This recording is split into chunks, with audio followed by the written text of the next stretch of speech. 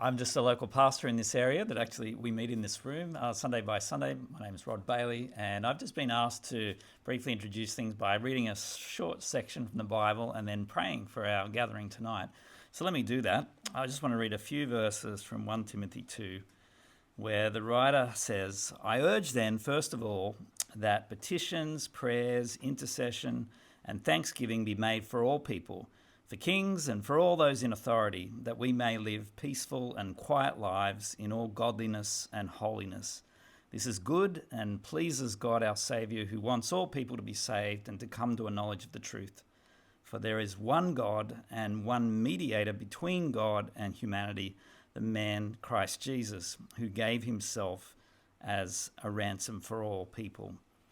Apart from showing God's heart for all people in that section, it urges Christians to be praying for our elected leaders, for government, for anybody in authority.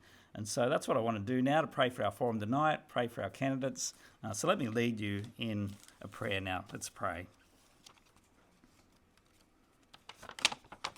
Our Heavenly Father, we give you thanks that in your sovereign purposes you establish governments for the good order of society so that people can enjoy peaceful lives. And we pray for our state government and our Premier Chris Minns, asking that you might help them to lead with integrity and transparency, and that they would be concerned for each person in our state to flourish, particularly those on the margins.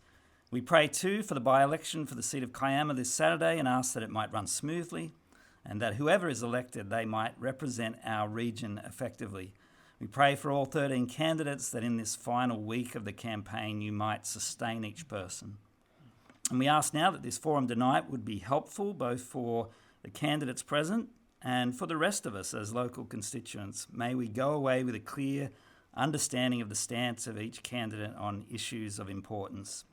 We ask all this in the name of Jesus, who gave himself as a ransom for all people.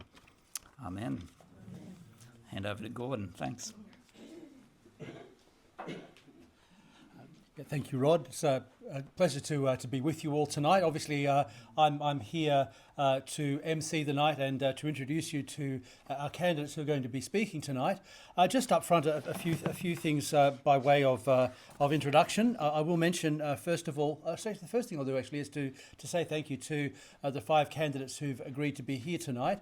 There are 13 candidates running in our election, and we made the judgment fairly early on. It wasn't going to be practical to try and get all 13 here, but we have a selection of 5 who've agreed to be part of the forum tonight, so I do want to thank them sincerely, and they will be coming up shortly to introduce themselves.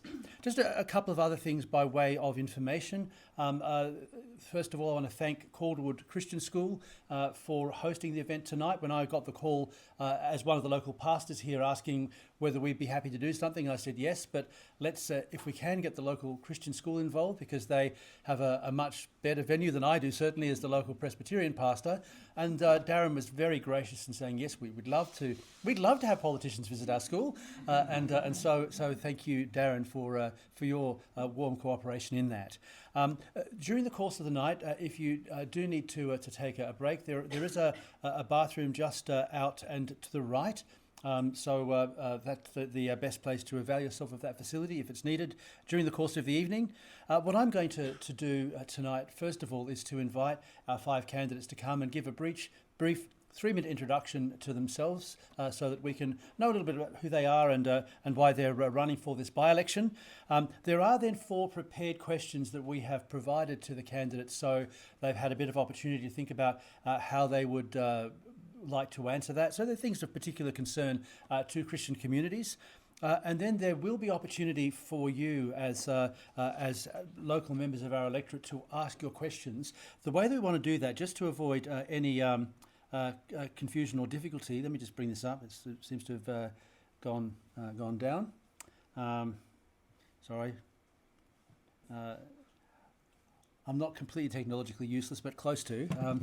The first thing is, I'll bring this up first of all. The way to ask questions, if you'd like to ask them during the night, is not to put your hand up and shout. We want to give, again, opportunity for good questions to be asked. But if you can, on your phone, get into that QR code there and enter the code that's provided, there is a forum there for you to write your questions. Those will come to me via Mike, who will just vet them to make sure that I'm not asking anything that's inappropriate or unhelpful to ask.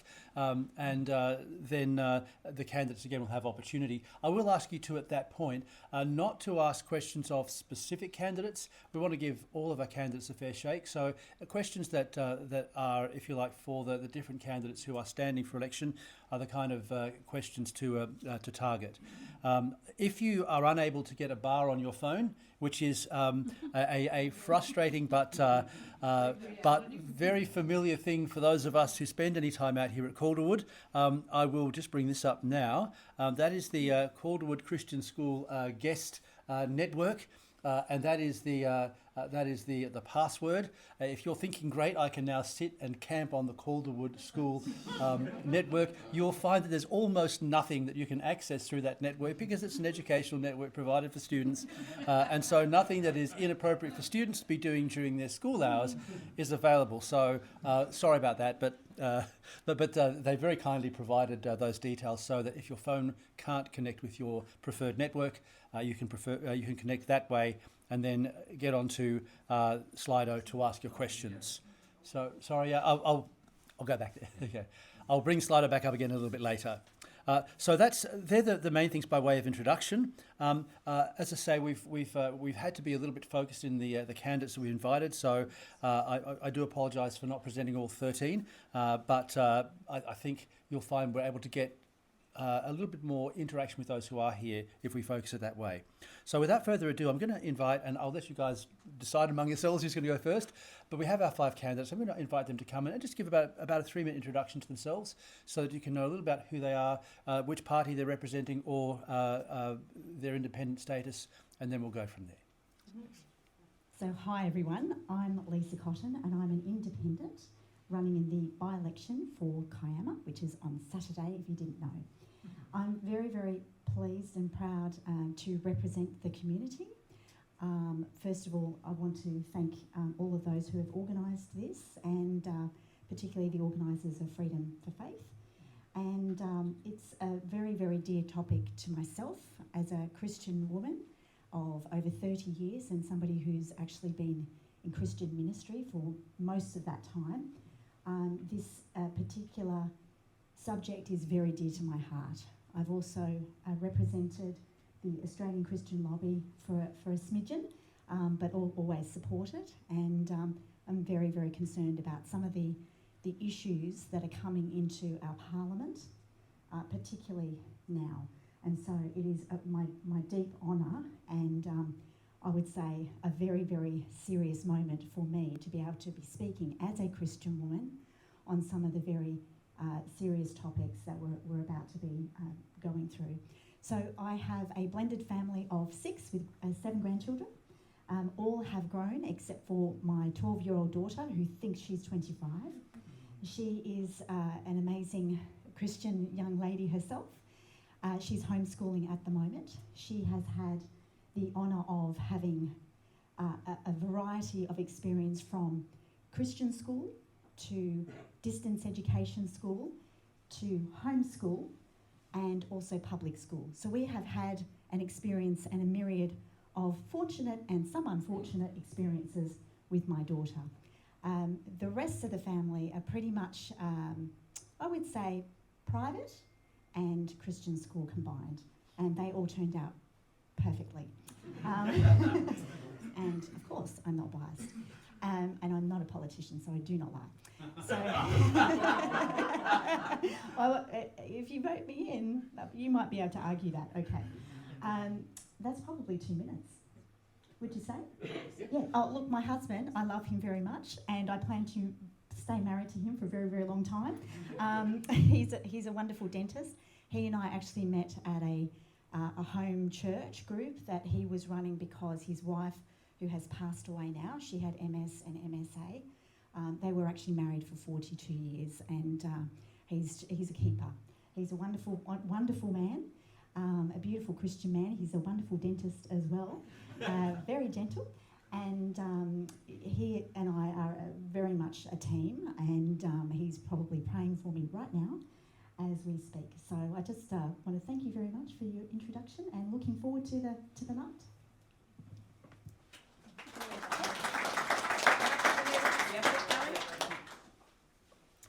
Good evening. Did you turn that off? Good evening, everybody.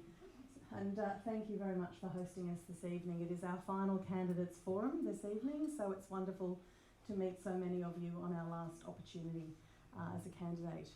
So I'm Serena Copley. I'm the Liberal candidate for the upcoming by-election. Just a little about me. I've lived in the Shoalhaven for 34 years, and I have 4 generations of my family currently residing in postcode 2541. Both of my children were born in the Shoalhaven Memorial Hospital, and my new grandson was born in Wollongong Hospital about 10 months ago, as my daughter needed to have some specific health issues attended to. I've worked for the last 14 years. I've owned and operated businesses over that time, but for the last 14 years, I've worked as in the vocational education system as a regional training manager for a private TAFE or a registered training organisation. And what that means is that I deliver exactly the same qualifications that TAFE does, but I go to the businesses and I go to young people to upskill them either in their workplace or in a classroom environment to help them get a job or a skill to get into the workforce. It's something that I love to do. It's extraordinarily rewarding, helping businesses grow and thrive through upskilling of their staff, through traineeships and apprenticeships. And it's also one of the most valuable and rewarding things I've ever done in my life, to take a young person who's feeling very let down, not valued, with nothing to contribute, and completely changing them around to somebody who turns up every day, dresses well, turns up on time, has great hygiene, and belief in themselves, to know that you are valuable and you do have something to contribute. And walking down the street every day, I bump into people who are ex-students who come up to me and say, guess what, I'm now managing a cafe, or I'm now working in a dress shop, or whatever, and it's just one of the best things that I've done in my life. I've also been a Shoalhaven City Councillor up until the last term, and that was extraordinarily rewarding also. It was an opportunity for myself in my life now to give back to my community, and this community has been so wonderful to me and my children growing up that I wanted to give back.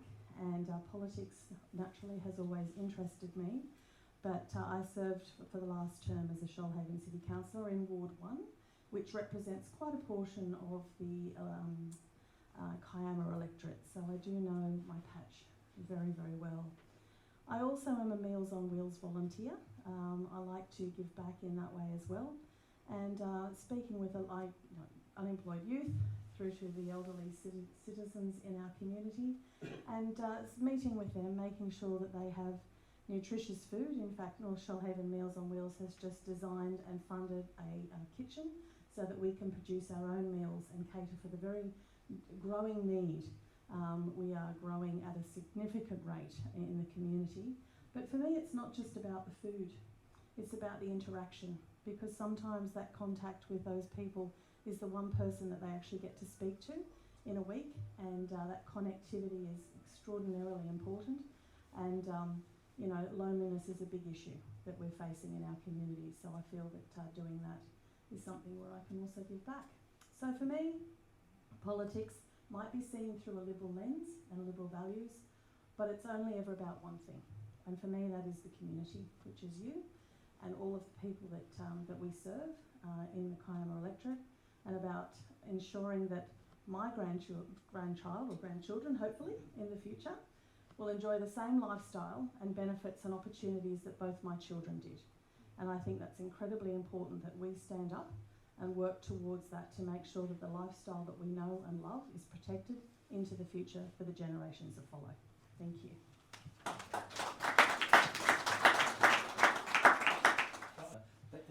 No problem. No, we could keep you here all night with our ideas and policy ideas, absolutely. My name is Caitlin McInerney. I am standing as the Labor candidate in the by-election happening Saturday 13th of September. Pre-poll is now open, of course. I grew up in Kiama. I went to Minamara Public School and then on to Kiama High School and UOW as my tertiary education. I was a journalist by trade and moved sideways into my my professional association, into the Australian Journalists Association, and worked as the national director for a number of years for them. And most recently, I've been working for our peak body for Southern New South Wales, which represents not-for-profit frontline services from Helensburgh to the border. I am someone who has been stood in 2023, so I'm someone who's been out in the community for the past couple of years having lots and lots of conversations about what this community in this part of the world is really concerned about. And one of the key things that brought me into running, put my hat in the ring in 2023, was I have a 5-year-old, he was 3 at the time, and I was hearing from lots of families around mine as well as my own experience. I was really worried that the government at the time was not investing in our essential services. So I was really worried that if my son had to go to hospital, we were losing nurses out of our hospitals at the rate of knots. We were losing our teaching staff out of our education system. And this part of the world in particular has not received the funding it needed from the previous government to build basic infrastructure, like a school, public school of course. Christian school's been here for a very long time, since 1989, and then in here at the I remember the school here, beautiful school here opening. But across the road, we've finally got a public school going in, and that was as a result of community advocacy and my efforts last time in 2023, because it's really important that communities aren't just more houses. It's really important that we are building community with the infrastructure that they need. So whether it's here in Calderwood or down south in West Nowra, there is a lot of work to do to make sure that communities have the basic infrastructure that they need.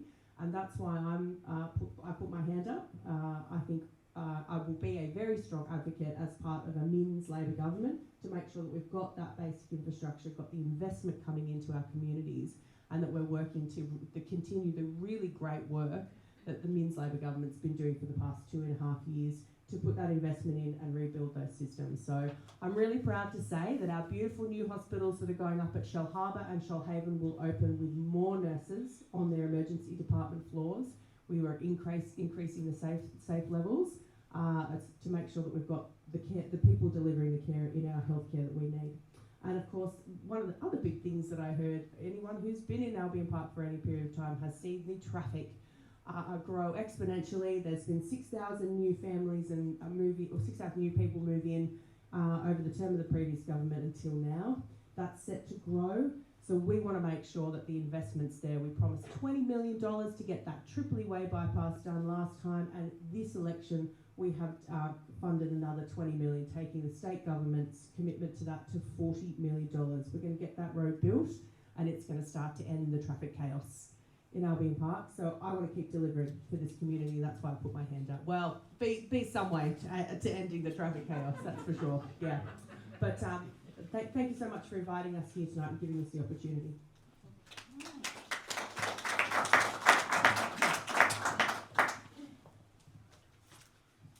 Hello everyone. Hello, can you hear me? Hello everyone, I'm Dr. Tonya Gray. I'm an educator by trade. I taught at Wollongong University for 22 years, training the next generation of teachers. And now I'm at Western Sydney University as a professor in education as well, still doing training of teaching. Met Darren when I was working or researching Glengarry at Kangaroo Valley. But a little bit about me. This is our family farm. 50 years ago, the 90 acres here was my family's farm. So it's beautiful to come back and see what's happened in that time. My 21st was in the woolshed. It was a wild time, but that's okay. I grew up in Port Kembla, then my family gradually built themselves up to acquire this land. My daughter is now 35. She was born in Shellharbour Hospital. I'm a local through and through. I know the issues that you're confronting.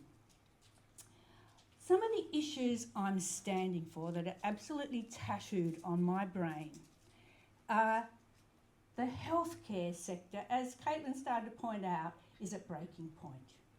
So our nurses need propping up. Our aged care sector is also in crisis. Our housing needs a huge overhaul.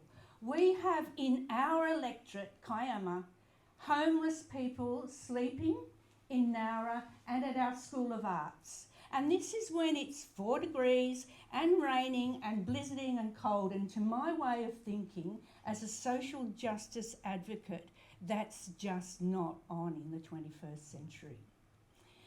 Also, we need to turbocharge our action on climate.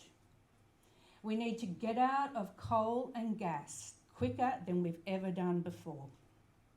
We need to safeguard our precious agricultural land. Sorry that we've lost this one, but at least the school was a beneficiary of that. But that's what brings us here. Our coastlines, our rivers, our rainforests are precious. We also need to clean up politics. And I'm the only politician who went out of the way to put gambling on both my how to votes and in my moral compass. I believe that's one of the hugest scourges that is afflicting our society. I also want to bring First Nations justice back in. We've just learnt that the New South Wales reconciliation has had money ripped out of it. So there's a lot we can do and better. And then things like our infrastructure, as Caitlin pointed out, our roads with the more rainfall that we're getting are falling apart. They were poorly built in the first time. If we're going to build them back, they must be built back better and long lasting. Those sorts of things are what we'll be fighting for. Like Serena, I was a councillor at Shoalhaven. I know how the 3 levels of government work, local, state, federal, and how they all feed into one another. So that was a beautiful background as well. So we stood up for the community, also in Ward 1, and the intricacies. So that's me in a nutshell. We'll have questions probably later. Over to our last one, Kate. Thank you.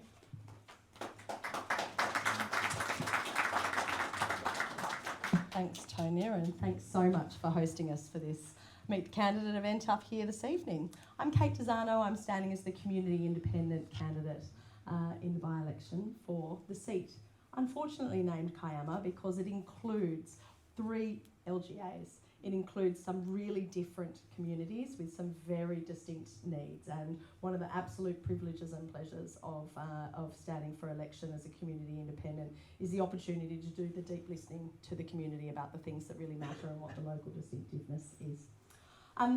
About me, I'm a small business owner and leader. My business is called WorkLife. It's a network of co-working spaces. I was privileged and delighted to be Shoalhaven's Small Business of the Year last year and voted as Kiama's Outstanding Business Leader for this year. My background is in advocacy and fundraising and festivals and events and the arts. And when we moved with our family to raise our kids down here, my hometown is Berry. When we moved down here 15 years ago, I've got 3 kids. It was really to be able to find the kind of community connection that is so absent in our cities. This place, the South Coast, has been very special to our family, both my husband's side of the family and mine, for 30 or 40 years now. So it was great to be able to move to this region and raise our kids in such a connected and supportive community. So why the hell a leap into politics? It certainly is not for the faint-hearted. And if you told me 12 months ago that I would stand as a community independent in the federal election and then back up with a by-election a few months after, I would have been very surprised, let's say. But I, as a community independent candidate, am here because my community asked me to stand. And they asked me to stand because I have a reputation for standing up and speaking out about things and doing that with courage and kindness. They asked me to stand because there is a widespread disaffection with our broken 2-party political system, and people really wanted a sensible centre alternative, somebody who could both listen and act to the needs of the local community, and whose position and policies that they would take to an election would not come from deep personal beliefs or thought bubbles or a policy platform dictated by party bosses, but would come as a result of the deep community listening that I described. Over the bushfire period, recovery period, to keep my business going, I had to go and get a job, and that was with the organisation, the Foundation for Rural and Regional Renewal. And I spent 2.5 years sitting in circles with 120 different local community groups, helping them to work out how to serve their communities, how to make sure that the sustainability and viability of their own organisations, and how to make sure that they could organise the succession planning to cement their place into the future. So the platform that we are taking, infrastructure that meets the needs of our growing population, protecting the things that we love about this place, support for small business who are the backbone of our regional economy, integrity in politics, and kindness and courage. They are the things that I'm here for. They're the things that came from that deep community listening. That's what I'm standing for. When you get to the election sometime between now and Saturday, please think a sensible centre, strong, independent voice. We have a minority government at the moment. The independents currently hold the balance of power. We're going to be back here again in 18 months' time for another state election. The chance to hold the community's priorities, the community needs, in your hand and front and centre in a minority government is really best served by keeping this seat independent. So I ask you to vote 1 for Kate Tazana on the weekend, and then number a few of the other boxes after that. That's the best way to have a powerful vote. Thank you very much for having me.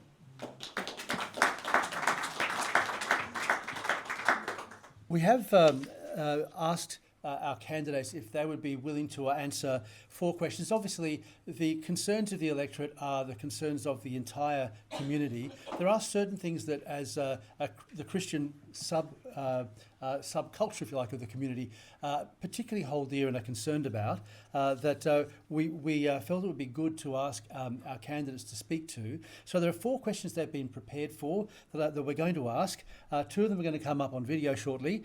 One of them I have asked Steve, as one of our local scripture teachers, to address, and then I might start with the other. We were supposed to have a video for this, but it didn't get organised in time, so I will read the question as it's with the pretext or the preamble that's been given to our candidates for your information, and then I'll ask the candidates if they'd like to speak. And Mike will have a 3-minute timer or a 2-minute timer on these questions, and we'll do a ding or something just to let you know your time is up, so we can, as I say, keep things as tight as we can. So I'm going to ask the first question, which is in relation to poker machine reform, which Tonia's already mentioned. Both parties, major parties, that is Liberal and Labor, made commitments to poker machine reform. A number of Labor's commitments have been implemented or are in progress. However, despite these reforms, gambling losses to poker machines have continued to reach record levels, and there are now more poker machines in New South Wales than when the Minns government took office. In 2024, the people of New South Wales lost a record $8.64 billion to poker machines, more than 1 million every hour every day. In a cost of living crisis, this was money that could have been spent on housing, paying utilities, buying groceries, or assisting kids with their education. Much more needs to be done, and that will require moral courage from our members of Parliament. So that's the preamble that's been provided by the particular organisation who work in this context. And the question we have for the candidates in light of that preamble is, how will you advance poker machine reform and protect communities from gambling harm? Again, this is an incredibly important question in my life personally. So what I didn't mention before is that I'm the CEO and founder of a domestic violence support service that started in Brisbane, then in Sydney, South Coast and in Victoria. And one of the things that we have in that service is 100 Good Men campaign. Because a lot of people were saying, well, what about the men? You know, it's not just about women, it's not just about children. And the people in the community are absolutely right. Men need to be supported, whether they're victims or offenders, and we have genders that do both and need support in both areas. Our service actually provides that. One of the issues that we commonly come across is gambling, alcohol and drug addiction. And it is something that can actually people think that it's a really big ask to fix this problem. But we've just finished a pilot of 6 months with a group of our 100 Good Men campaign. Some of those who had been struggling with addiction, and from the from the outset, we just thought, oh my gosh, this is just too hard. We just don't see that this is going to, make a dent at all. But within 6 months, we saw that these men were completely changed. And we saw that the reason for that was because there was a lack of awareness about trauma that they had experienced. There was a lack of awareness of the disconnection that they were experiencing, and also, quite frankly, our society's ability to make bad things look very good, okay? So, you go into the club, you might have a $10 meal and a schnitzel, but you're actually surrounded by gambling, sporting, betting, and, this is sort of what's making us feel, very, that it's okay. So what would I bring if I was elected in this election?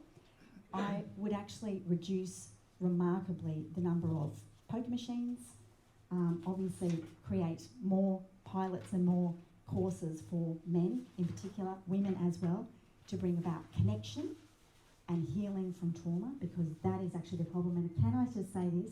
I just had a really amazing conversation with Andy and Scrubby, the dog and the man that's actually walking around Australia, as a result of wanting to bring about awareness for gambling. And he actually just said, this is spot on, Lisa, this is spot on. It's about connection and it's about trauma, and that's what we need to do. It's not about pulling machines out, because there'll be another problem somewhere else.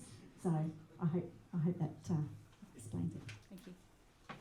Your ding needs to be louder. So in 2023, the New South Wales Liberals proposed quite significant reform to the gaming sector, where we proposed cashless gaming, where we were proposing a reduction in poker machines and times that poker machine availability, and we also were encouraging facial recognition for people who are self-proclaimed gambling addicts. Those reforms were not supported by the Minns Labor government, and we now have an additional 600 poker machines in New South Wales, so the number totally is just shy of 88,000 poker machines across the state. So very simply, what I would absolutely support is a reduction in the ability of cash to go through machines, a reduction in hours of access to gaming, more clubs that are supportive of these reforms being encouraged to work with the community. We have a club in Nowra called the X Services. They have self-regulated. They have themselves introduced cashless gaming, which I applaud them for, and I think more of those clubs willing to take a handle with this problem should be applauded and supported. We also need to engage in deep community consultation. This is affecting our families, and we must look at it. In fact, as I said, the Liberals were looking at it, but it wasn't supported. So anything that reduces access, time, cash, helps clubs or people who are wanting to be self-regulated, with a gambling addiction by using facial recognition software. All of those reforms I support and will absolutely support into the future. It's a very simple answer for me. I totally support any reform in this sector.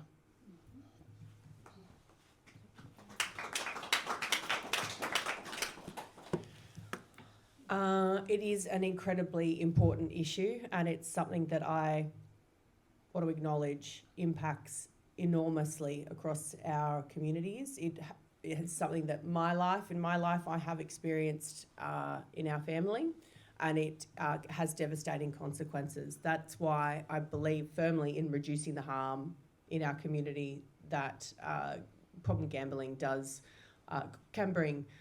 I think it's important that we acknowledge that at the start of gambling and addiction, it's not something that starts in a club, it starts before. As someone who's been working with frontline services, I understand the importance of investing more money into our gambling support services and our drug and alcohol services as well. That's something that we need to do much more on. In the last 2 years, the Minns Labor government has reduced the cash limit from $5,000 to $500. We are working to reduce the amount of gaming licences that are available in New South Wales, and we're lowering the gaming machine entitlements. We're also banning gaming-related signage out the front of clubs. As a member of the Minns Labor government, I recognise we've got a lot more work to do in this space, and I, for one, will be committed to making sure that that is something I'm a very strong advocate for going forwards.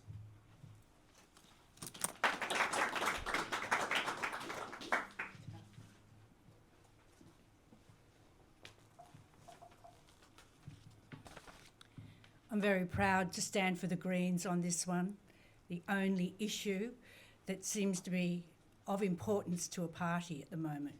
Number one, which no one has told you, both Liberals and Labor receive huge donations from Crown. There's the root of the problem. When you're getting donations from the gambling industry, you aren't going to bite the hand that feeds you. So that then leads to the next thing. Let's get dirty donations out of politics. That would be the first port of call. Then the next part is sports betting. Even this election has sports bets attached to it. It is ridiculous.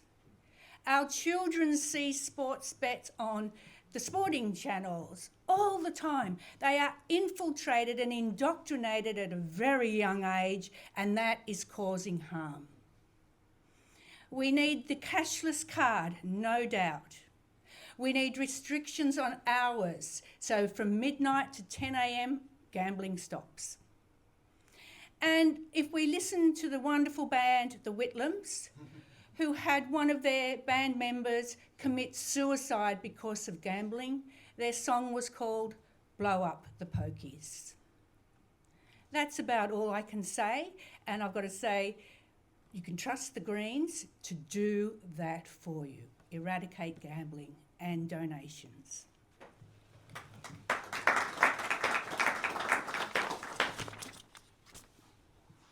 Thank you.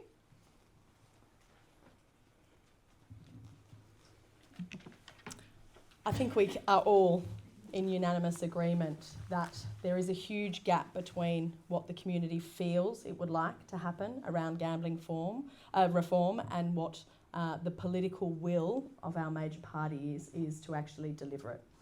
Australia has one of the highest per capita rates of gambling losses anywhere in the world. There is no reason why this great country is as addicted to these things than the fact that our state government taxes are addicted to the revenue that comes from it.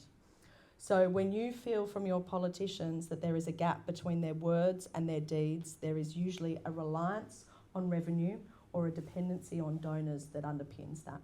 And we need to be really, really clear about that, because nobody wants to be addicted to gambling. Nobody wants to have a system that is there to clean criminal money. Nobody wants to have their young boys and young men become completely conflated in their enjoyment of gaming and sports and poker machines so that they cannot tell the difference between them anymore.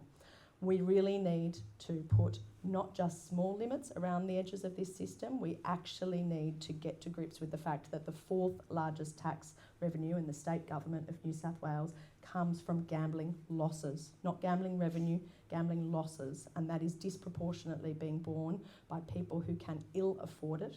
It creates the sort of stress and distress in households that leads to family breakdown. It is absolutely devastating. We have an apologist system called the club grants, which is supposed to redistribute a portion of these revenues back to needy people within our community. That entire club grant system needs an enormous overhaul to be able to ensure that the actual returns from those are given back to needy community groups and not just a way of ensuring the continuation of this very, very corrupt and broken system. It is okay to go to the Melbourne Cup and to put a bet on a horse, but it is not okay to have factories to misery distributed through all of our communities. We need to put serious limits on gambling. I would be very courageous about making that case. Thank you.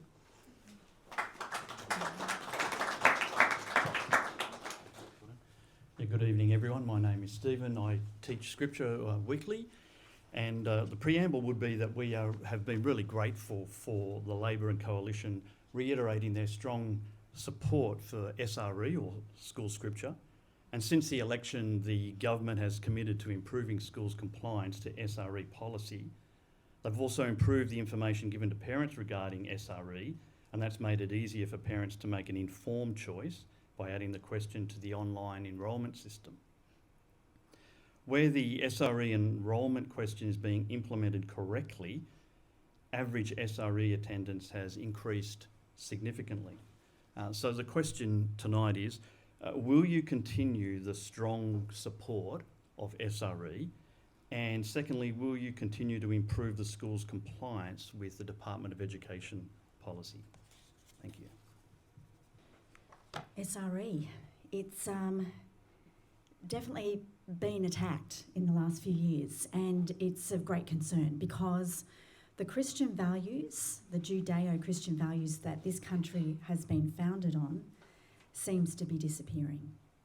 And SRE is one of the places that we have to instill the values that we all hold dear in Australia, in schools, in education, and certainly, the school system is going to be greatly benefiting when we continue to have the 10 Commandments, which is what our rule of law is based upon, within the schools. So there's a lot of complaints from teachers where students, are starting to actually lose their ethics, their values, their morals.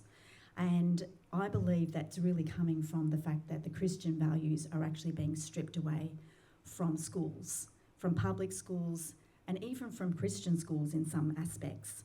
So as far as the compliance goes, I really believe that we need to reduce red tape. We need to stop persecuting Christians in this country. In some ways, Christians have become very unpopular. The Bible, 10 Commandments, you bring that up, nobody wants to talk about it. I would be proposing that we actually have the 10 Commandments placed on every school wall, and that people understand that this is actually what our country has been founded upon. It is a foundation that is very stable. It has worked. Whether or not you choose to follow the God of the Bible, the values of the 10 Commandments are the most incredible worldwide. So it includes things like don't steal, don't lie, don't murder, don't commit adultery, don't covet. These are values that you can't argue with, really. And so why is it that we are starting to strip these very values and strip the teachers and the actual SRE availability to instill the values where these values are no longer in a lot of homes? Thank you.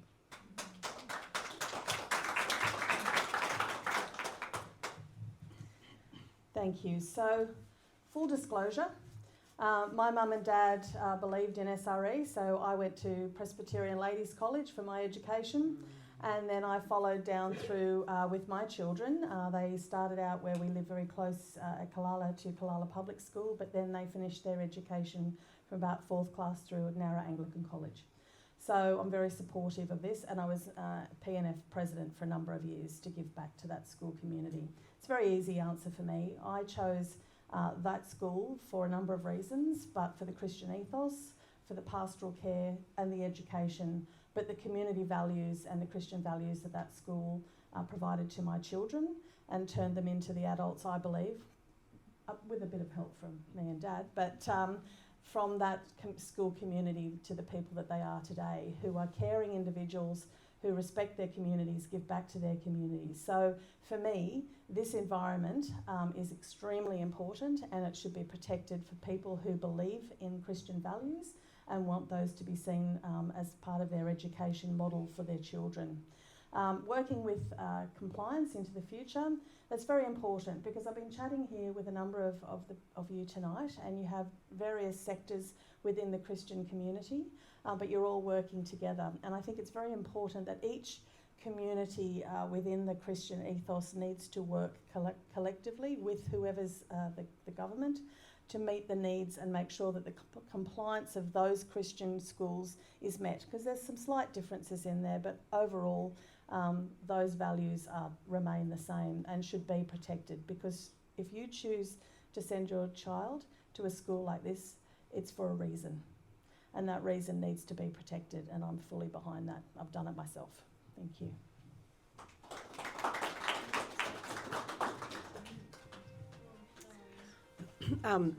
Thank you for the question. I'm going to keep it pretty brief and simple. The Minns Labor government is absolutely committed to special religious education and those programs right across the state. As a member of the Minns Labor government, if I'm fortunate enough to be elected, I will absolutely continue to support SRE in our schools as well as alongside secular activities. So.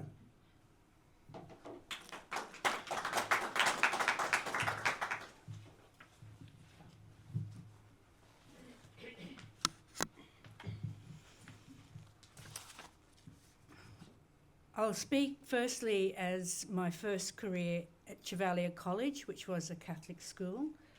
I'm not Catholic myself. I was obviously chosen on merit to be there. I'll also then speak to where I did my PhD, which was Geelong Grammar School, also affiliated with Geelong Grammar, obviously in Timbertop. But the most important thing I want to zoom out and do the big helicopter view is I work with the Australian Curriculum and Reporting Authority, ACARA, and I can tell you that our curriculum is crowded. Teachers have so much to fit in that although we do support the SRE and we do support the compliance factor, I firmly believe we can't be adding more and more on. I'm more worried about the well-being, especially our adolescent kids. They are committing suicide or they're generation overwhelmed, generation anxious. They're the ones who need our care, and that pastoral care of welfare and well-being must come front and centre no matter what your religion is. I also want to point out the Greens, and it was lovely that Rod did his prayer at the beginning, one of our 4 pillars is peace and social justice. We get it, and we're here to represent the whole community, which is secular. That's who we must listen to. And I know a lot of people may not agree with what I'm saying, but I'm being brutally honest, and I hope that as a politician, that truth is what we talk about. Thanks.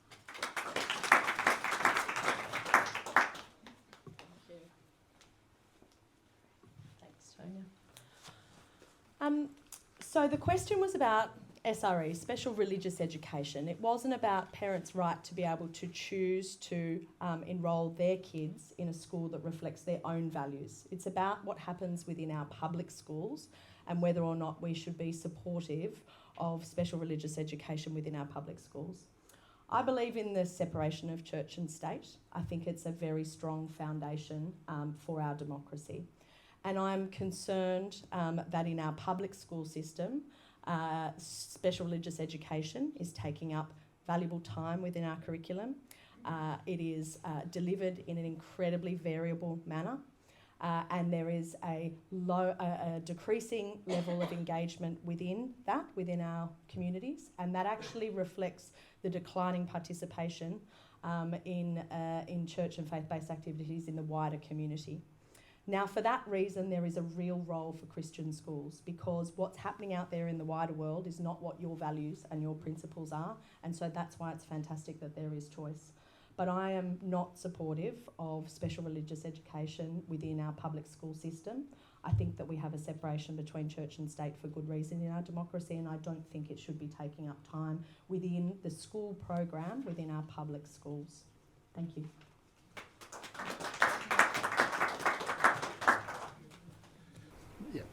Okay, this is question number 3. Leading up to the last election, Labor and the Coalition both made clear commitments that any LGBTIQ conversion practices legislation would protect prayer, preaching, and consensual requests for support.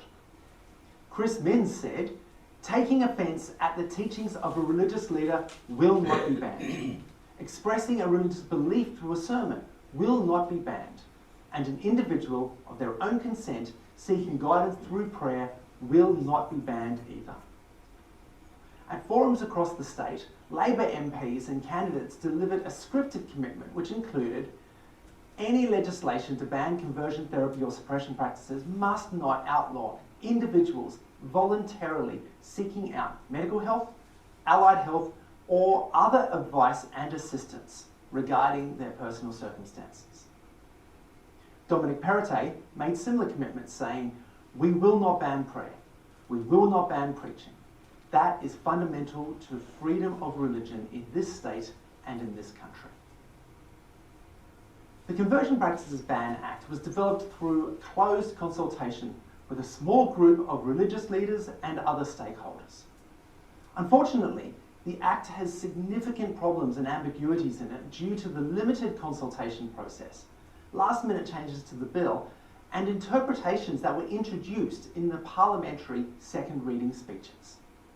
Most concerningly, Anti-Discrimination New South Wales, who will be policing the new law, are interpreting the Act in a way that would break Labor's promises to faith communities. The advice from Anti-Discrimination New South Wales is that any individual conversation or prayer that encourages celibacy outside of heterosexual marriage could be a conversion practice, and that they would accept a complaint about that conversation or prayer. This would throw a person into a stressful and costly complaints process which could end up before a civil tribunal that's able to award up to $100,000 in damages, simply for praying with a consenting adult. This is in direct contradiction to the Premier's promise that an individual of their own consent seeking guidance through prayer will not be banned. So how will you ensure that the promises to faith communities from the Premier and opposition to protect prayer, preaching and consensual requests for support are kept? Thank you. Yet another difficult topic. And it's difficult because I have sections of the Bible here on my phone, and if I read them, I would be at risk of being sued by maybe somebody here who may be offended, who may interpret it as me trying to convert them or trying to coerce a belief. And so you're probably wondering, well, where is it in the Bible? Is it in the Bible? So is this, if it's in the Bible, is this in churches? Are preachers reading the Bible, or are they scrapping the Bible? Are they, seeing people who have some issues with relationships, and then are they breaking the law by providing some pastoral care?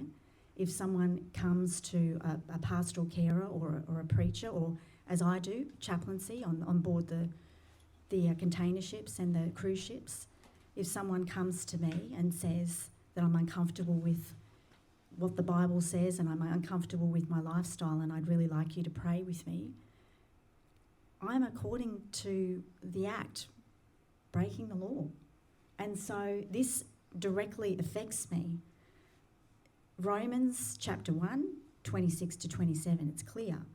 1 Corinthians 6, 9 to 10, it's clear. Now, if I read that out, am I going to be arrested? This is a major concern because I have friends in the queer community and they have spoken to me about their choice in lifestyle. And I haven't tried to convert anyone, but I've listened to them.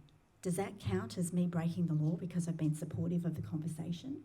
Do I have to now shut that down because it's taboo, because it's against the law? I believe what we need to do is we need to make sure that our religious freedoms are protected. The Bible is what our country has been founded in. And I will fight for religious freedoms in this country, whether elected or not. And I believe these laws need to be repealed immediately.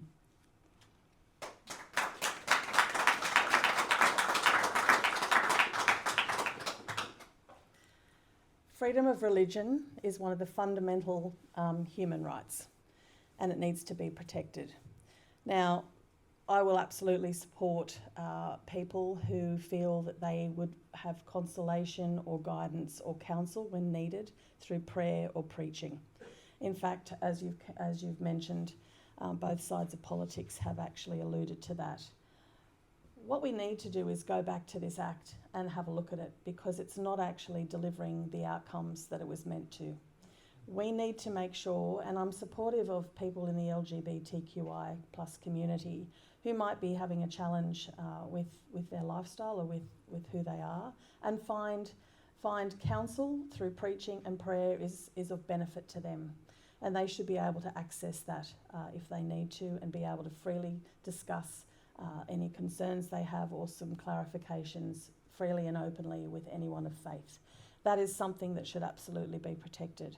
What we need to make sure, though, is that consultation with those communities, we're getting the settings right. I don't believe at the moment the settings are right, and I think that's something that we need to look to in the future, because as Lisa alluded, some of those areas are very grey, and it can actually end up very seriously causing people more harm, mental stress and anxiety than they need to have already. But look, for me, if somebody finds comfort through preaching or prayer, I would always support that, because once again, as I said, freedom of religion is a fundamental human right, and we need to protect that at all costs.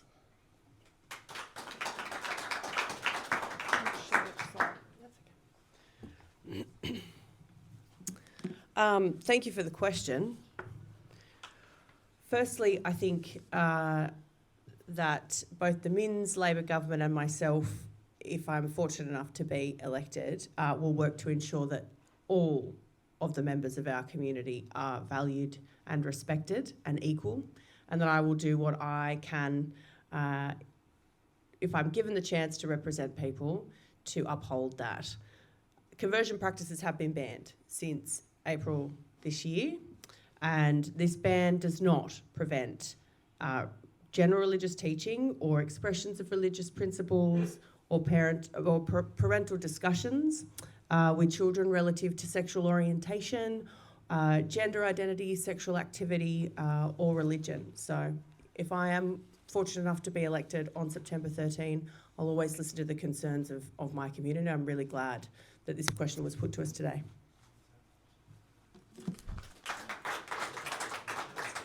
You on that side?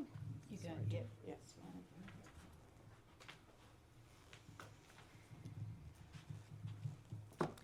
It's an interesting question, and you're probably going to know how I will answer it. When conversion therapy turns to abuse, that's not therapy at all. One thing we must do is listen, yes, but not coerce.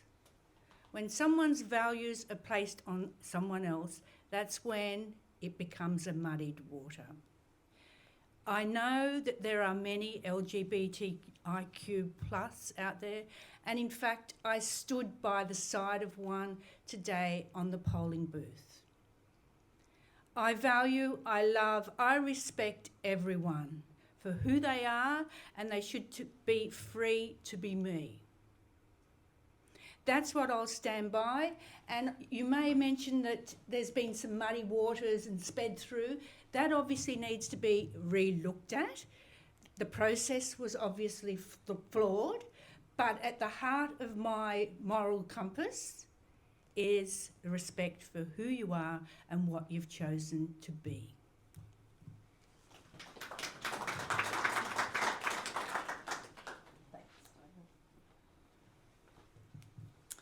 I hear in that question anxiety, which I think is misplaced.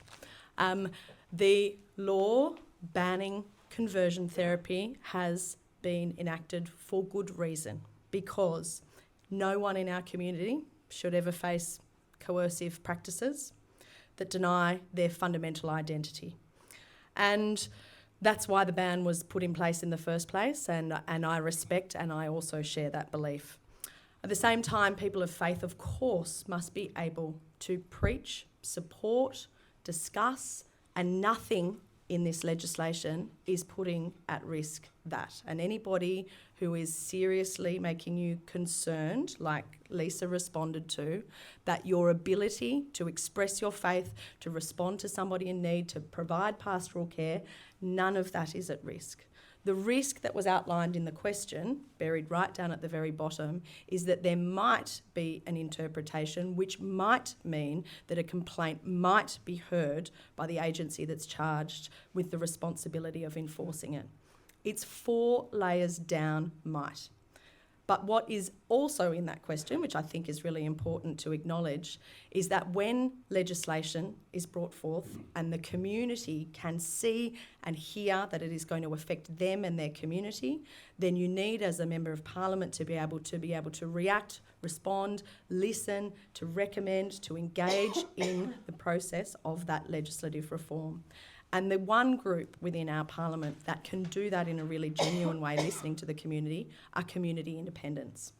And community independents don't have to vote the way that their parties tell them, and they can provide input into legislative change in a way which is really supportive of the concerns and the interests of constituents in their community.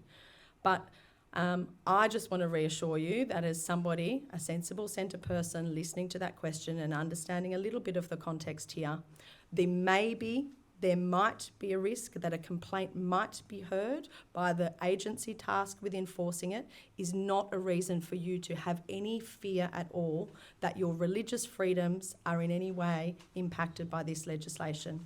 If you believe that you should be able to convert somebody from their fundamental sexuality, then yes, this legislation has been put in place to stop that practice. But it has not been put in place to stop your ability to be able to support, to speak, to believe and to preach and to pray. All of that is absolutely protected. Thank you.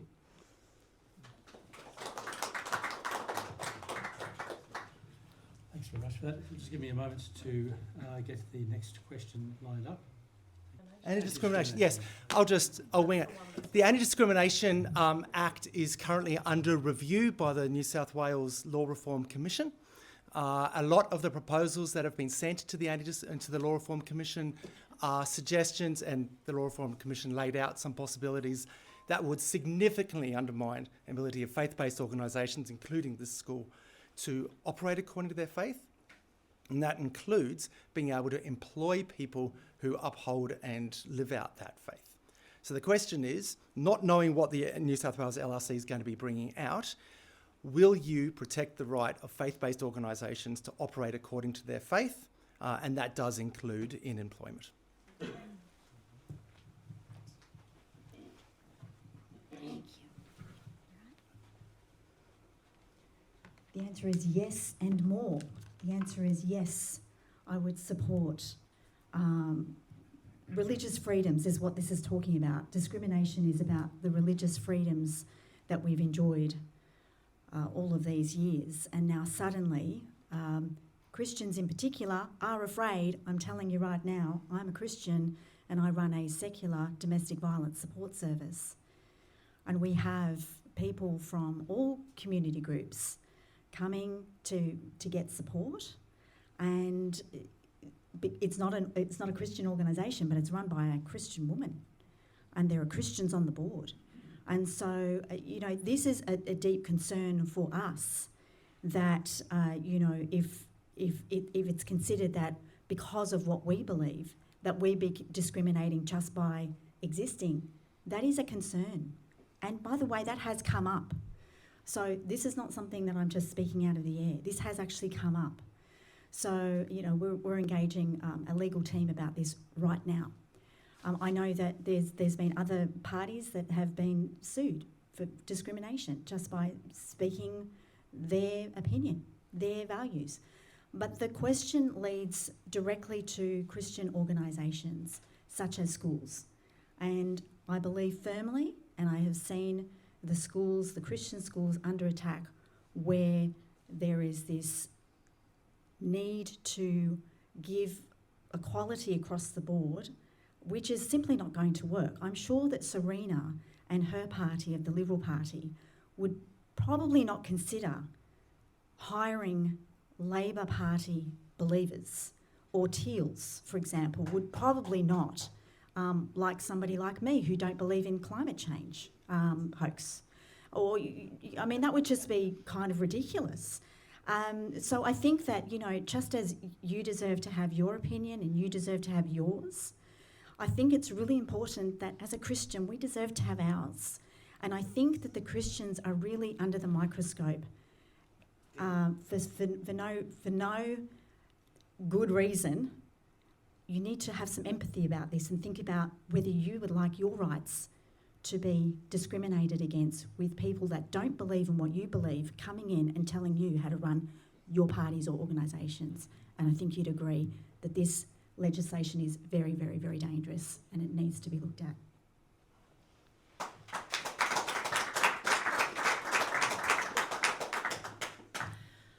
So, anti-discrimination. Well, we shouldn't discriminate at all, should we? We should be an open and welcoming community. But to the point, absolutely, yes, I would absolutely support this. Look, I was speaking to Darren, I believe, the principal, earlier today, and while we were waiting for people to arrive, and it really just goes to the point of answering the question. You know, this school stands for a certain education model. It stands for Christian ethos, it stands for very clear curriculum, it stands for a very clear understanding for parents when they bring their children here to enrol in this school. They're coming here for a clear purpose and a style of education that suits them and their family. So it makes absolute sense to me that people that would be working in that environment also share those values. And for me, why should you not be able to do that? So I would absolutely support a school's right or an organisation's right to hire people that fit into that organisation best. You gave some different examples, but we're talking here about Christian education. So you're going to want people who are invested in providing that kind of education or that kind of support into this sort of community. You should absolutely be able to hire people that share those values. To me, it makes an absolute no-brainer. It's total sense, and I would absolutely defend and support that.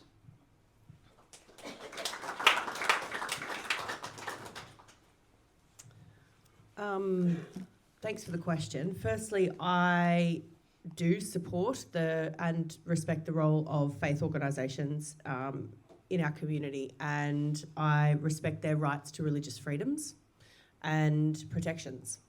The Minns Labor government have asked the New South Wales Law Reform Commission to review the Anti-Discrimination Act to ensure it reflects community expectations, as well as to simplify and guarantee that it is fit for purpose. So if I'm elected as the member for Kiama, I am absolutely committed to working with all of our multi-faith and multicultural communities to ensure that their views are respected.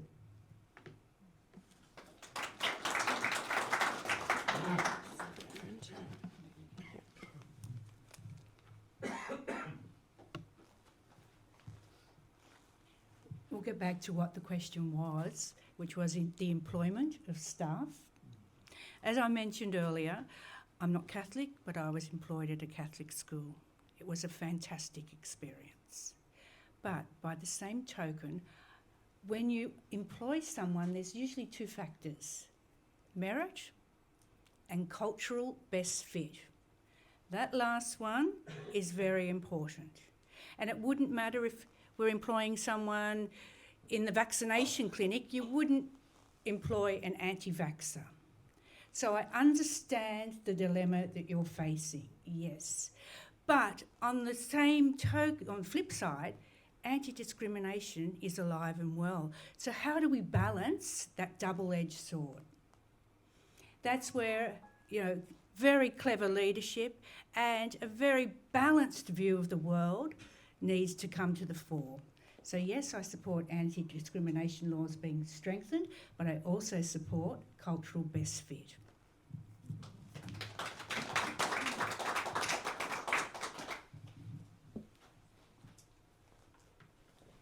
Thank you for that. So New South Wales anti-discrimination laws really lag federal laws, and at the moment do not protect religious freedoms in a way that they should. It's not an attribute that is protected under the New South Wales law. So it is long overdue for our anti-discrimination laws in New South Wales to protect religious freedoms. Your right to believe should not be a reason that you are excluded from any employment opportunity, education, or any requirement for services. That is really important reform that I absolutely back. Exactly as Tonya described, when you are recruiting people for a school, right, that receives public funding and which mostly will attract people who share your values, but may also include some families that do not, you absolutely should be able to recruit for people that are skilled at the job and are going to reinforce the values that you have as a community. I think where the rubber really hits the road on this issue is whether or not you would like to seek to exclude or remove somebody that you discover after you have employed them, that they basically, let's be honest about it, that they have a sexuality which is incongruent with your Christian beliefs. And I do not believe that students, families, or teachers should have to suppress who they are to retain their employment or their right to be included in a Christian school community. So I would really like for the conversations around anti-discrimination to be straightforward and to talk about what we're really discussing here. So absolutely, our New South Wales anti-discrimination laws need to be strengthened to protect religious freedoms. Absolutely, you should be able to recruit based on values and principles and skills and suitability, but you should not, once you have recruited that person or said yes to an enrolment, if you discover something about somebody's sexuality, something fundamental to who they are, something that they cannot change and should not have to receive a service, you should not be able to exclude services on the basis. And if we have, as a community, created a universe where a lot of public services are now being delivered by Christian organisations, we really need to protect the separation between church and state, which means that people should be afforded care based on their need and without the risk of discrimination. Thank you.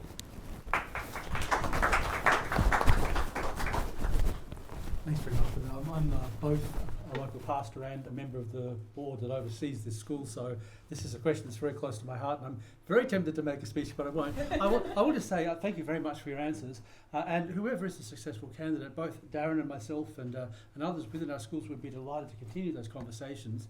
It would be great for us to understand where you're coming from with your respective political and philosophical underpinnings, and likewise for you to understand ours, so we can have those straightforward conversations that Kate was discussing and make sure we understand each other clearly and also can work out where the lines of disagreement are as well. So thank you so much for your answers. I'm going to try and find my way to Slido now. I did have it up earlier. Housing is a major issue in this community. Just about every person that I've spoken to in the community over the last weeks of the campaign has actually mentioned housing affordability and housing availability. So I think that it's very important that we do need stock. There is this very controversial consideration of immigration and pausing it or stopping it until we can actually house our own people. I would tend to agree with that. I think we're going beeping. I think they're doing some gaming over there. That's another addiction we need to talk to you guys about. Anyway, but I think slowing or stopping the immigration, I sort of see it like this. If we were a family together here in this room and half of us did not have houses, would we go to the needy people on the street first and house them, or would we house our people right here who we have right here now? So I think priority is a concern. I think that obviously lack of planning has been a major concern, and I think there has been an influx of immigration that has definitely contributed to the fact that the stock is low and there's obviously a crisis, and I think that's going to be definitely part of it. I think we can also work with local council to alleviate some of the red tape that is needed if we can house more people in one house, for example, if there are larger houses. For some families, they want to have a couple of different generations in their homes and need to make some adjustments. If we can work with local council to help with that as well.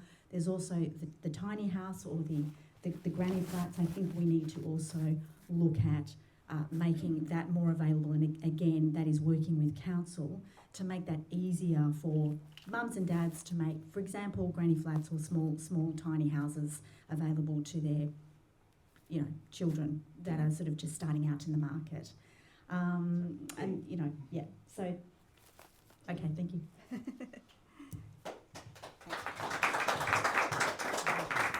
Thank you. There's absolutely no question that we're facing a housing crisis, and there's no simple answer, and anyone who tells you that there is, I would hazard to say that that's probably not entirely correct. Look, housing, it all comes down to supply and demand, and at the moment, demand is way above supply. There's a number of levers that we can pull to change that. Some of them are things like changing diversity of housing. We need to talk about shop-top housing. We need to talk about infill housing, not just greenfield housing. We need to talk about diversity of stock. We need to talk about people being able to downsize, in families where you become an empty nester and you've got a large home that you no longer need anymore, and having some sort of settings in place that makes it more attractive for you to be able to downsize. And good government gets those settings right. I believe that growth is inevitable, but how we grow is our choice.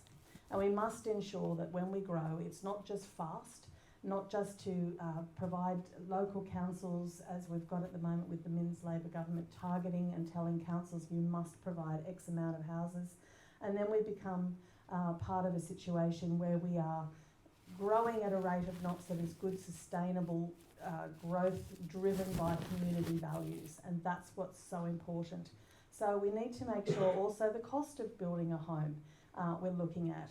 There are so many fees and charges from a state government level at the moment that look, when you're looking to build a home, there's at least $40,000 or $50,000 worth of fees and charges before, even as a young homeowner or somebody, to even start building that house. We need to look at cutting the red tape and making those fees and charges a lot more affordable to bring down the cost of actually building a home. That then starts to actually have real conversations about affordability. So there's no simple answer. I won't pretend that there is, but there's a multitude of things that we should be doing. But the main thing, is the services that come with the housing. There's no point putting in a development if you're not going to put in a school or a park to go with it.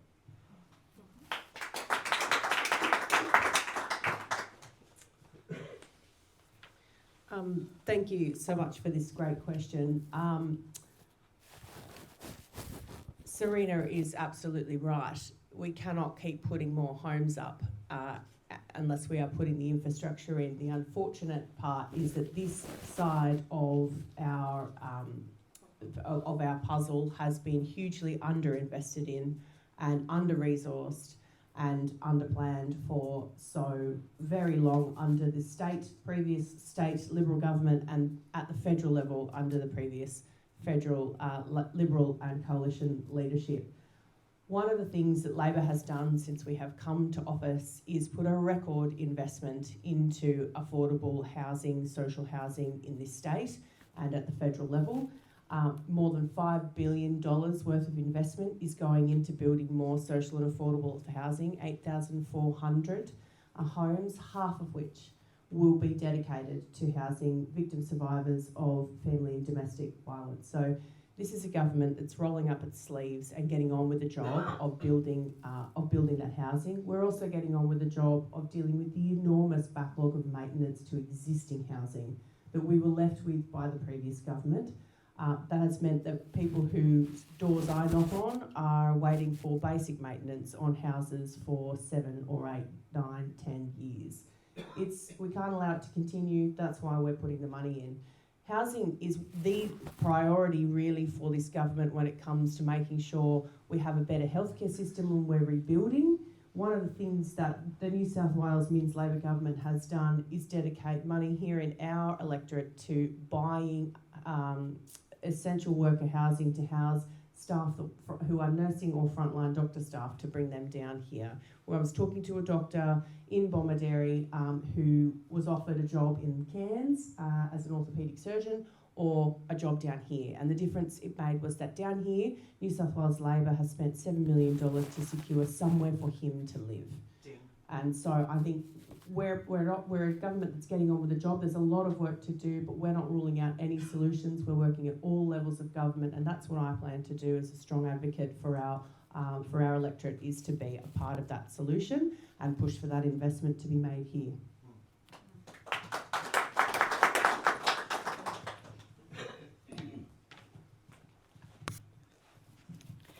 Point number one, we cannot make more land. It's a finite resource. So, land that is in the public purse right now must be retained by the public and not sold off to private developers. There's the first part of the problem. And we know, although the government is doing great work, they've just recently sold off 2/3 of public land to private developers. Now, we must retain that public land and put on some aspirational targets of 30% affordable and social housing on those developments. And we must partner with ethical developers that aren't driven by greed, because greed is what's undermining our housing crisis. And that greed could be even Airbnbs sitting empty for 5 nights a week and only used for 2 nights. So it is a complex and wicked problem.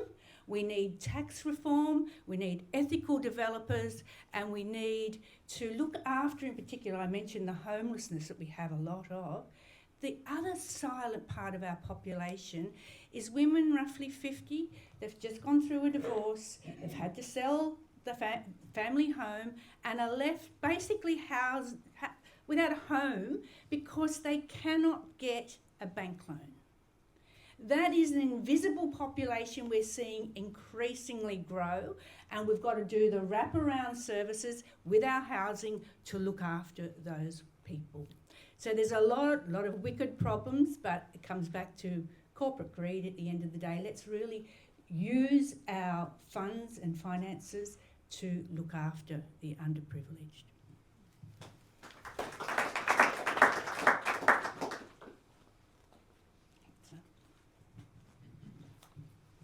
This is an area that has grown so much over the last few years, and you guys are living the daily stresses of what happens when you have population growth and the connecting and synchronising infrastructure just doesn't keep up with the growth.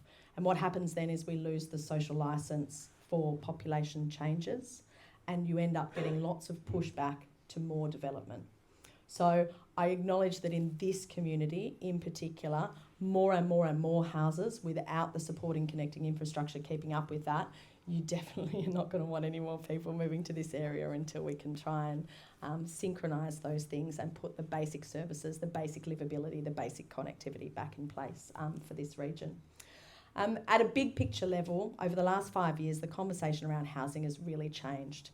I think there is a widespread acknowledgement now that it has broken to the point where we really have to do something urgent to fix it. People's kids, grandkids, daughters-in-law who've separated from a partner. We are talking about people with 2 jobs, right, and well-employed families that are just unable to even imagine getting on the property ladder anymore.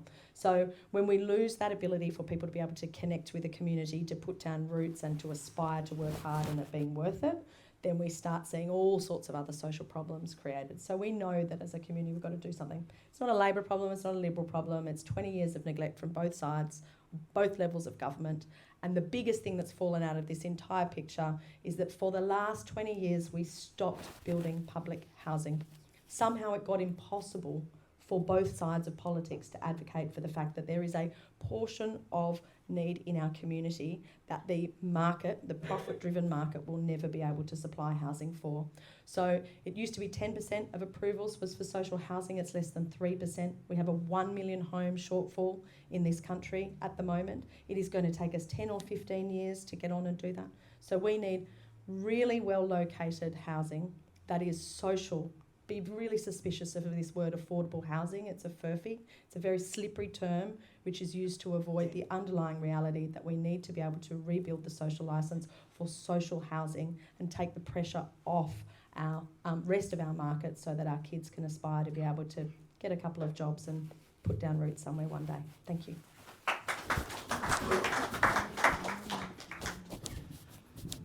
I'm going to try and frame a question. There are quite a number of questions around these issues.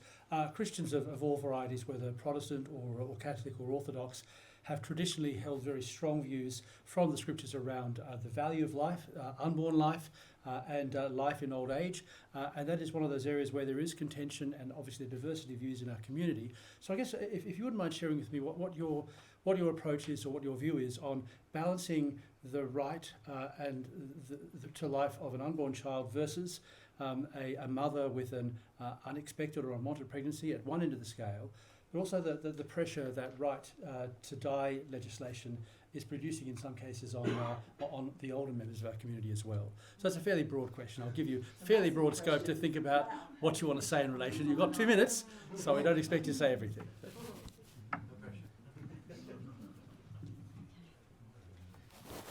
Right, the right to life. The right to life is a Christian value, and as you can guess, I'm a Christian and I believe in the right to life. It's as simple as that. I really believe that our unborn need to be protected. They don't have a voice. They are babies. They are not blobs. I believe that we need to fight for these children, and I believe that we need to fight for the mothers who are having these unexpected or unwanted pregnancies. There are around 80,000 of them last year. Now, I can tell you as a victim of domestic violence, having had unwanted pregnancy because I was the victim of reproductive abuse, which means that a perpetrator who was not my partner was raping me to get me pregnant to pay for his gambling debts. This is a reality that nobody wants to talk about. There was a little bit of a concern there in the front here, but this is a very common problem. I'm an expert in this area, and I'm telling you, the women that have experienced what I've experienced, they don't want to speak about it. But I'm going to be speaking for the women today because they want their children to live. They don't want to go to an abortion clinic. I've been to an abortion clinic, and it is not a happy place. It is a place that people feel as if they have had no other option but to be in that place. It is not an option that they had planned for, okay? So what we need to do, I believe, is we need to have more consequences for the men who are getting the women pregnant. We need to educate our young girls. We need to educate people about relationships and the strength of marriage and the goodness of a committed relationship, and that that's the best environment for a child to be in. I also believe in the right to life for our older and terminally ill people. I do believe that the best choice is to have your life in the hands of God. I also believe in pain management, okay? There is no need for people to suffer.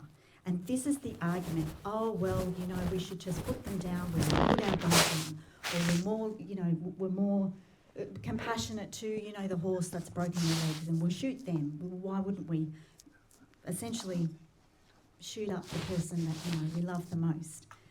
I understand that this is about compassion, this is about empathy, and this is about how would we feel if we were in that devastating situation at the end of life and in pain. My husband's wife was in that situation, but because of great pain management, it was a peaceful ending. Ding. And I think that's where I'll end. Right.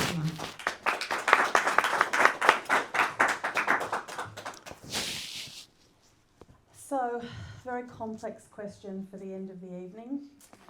But for me, I'm very fortunate that I've never had to face any of those decisions in my life.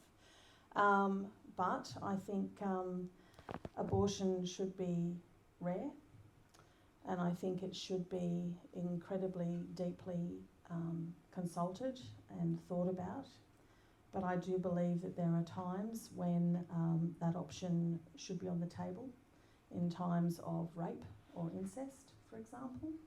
I think that that would be something that person should have that choice. I absolutely and 100% oppose late-term abortion. So to the other end of the scale, because I'm conscious that we've got 2 minutes. Look, I think it's one of those things where if somebody is in chronic pain and they are more at peace facing a diagnosis that is awful, with an opportunity to know that they can control their ending, and once again with deep consultation and deep thought, that is now legislated as an option for them. But I would also support, as we said, pain management should be available to people who do not want to take that option. I think it's one of those very, very deeply personal choices when you're facing the end of your life. And unless you're the person who is being faced with deep daily pain, it's very, very difficult to stand in judgment of whatever that person's decision might be. So there's legislation now that provides that opportunity to people. I pray that that's not a decision that I ever personally will have to take, but I support whatever people decide for themselves. Thank you.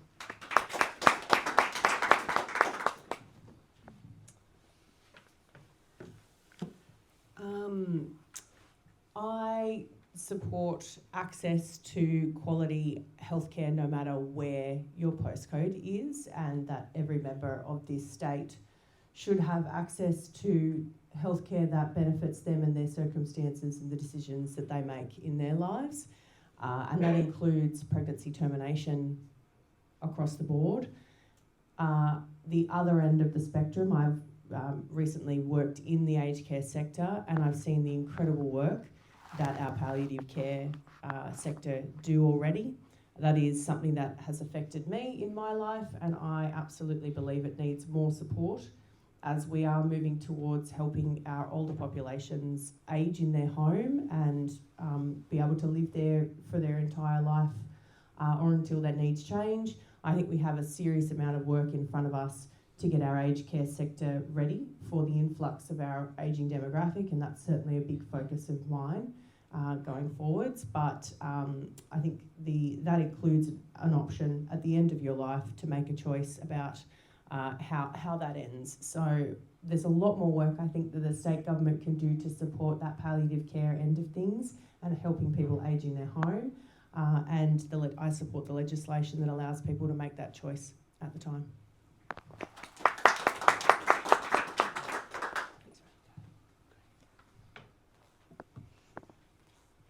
And in my opinion, a beautiful answer there, Caitlin, so thank you. The question was from cradle to grave and the right to life.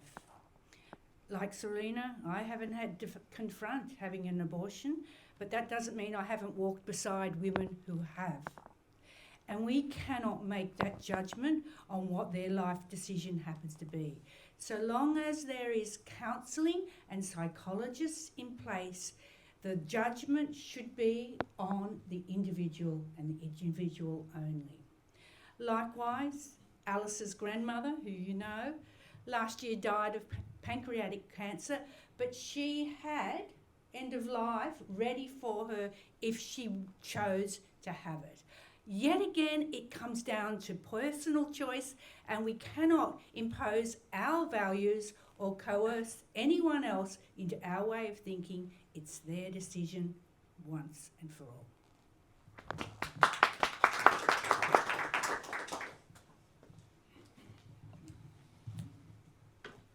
Last question, last Meet the Candidate event. And I have to say, for even the challenging questions that we've had here this evening, I'm really grateful for being asked them, because so many of these events that we go to, we're talking about, differences of policies rather than issues of values and principle and things which are really very close to us and very personal. So My approach to this is really about preserving dignity and individual choice.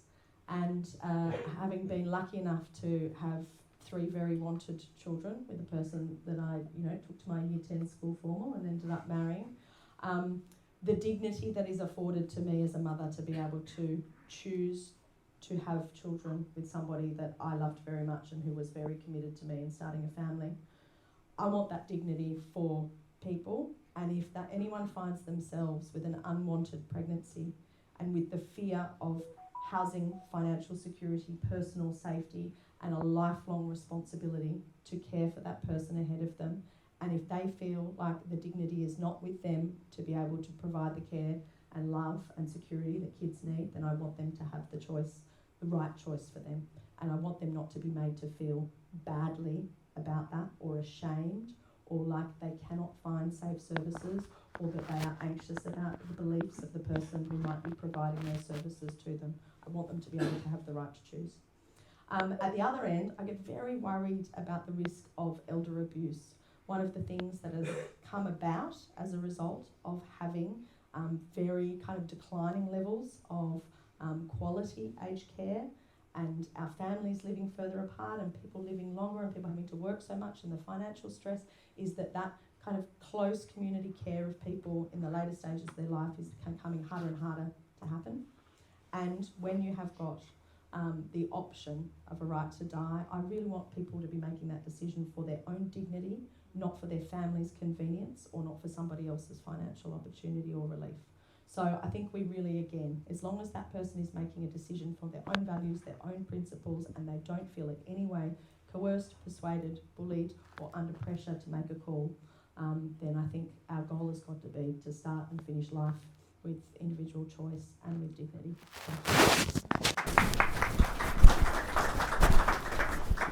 Thanks very much. So obviously, I think I probably speak for most people here who are from a Christian background that we will take a different view because we believe that the unborn life is life. But we appreciate your honesty in answering the questions as you have.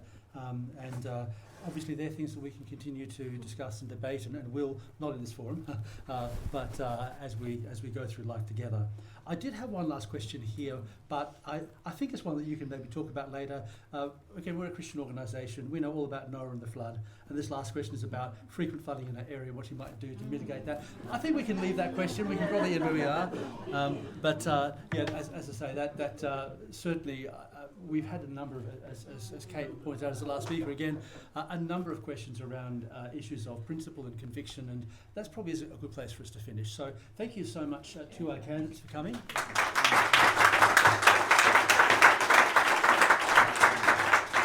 And thank you so much to those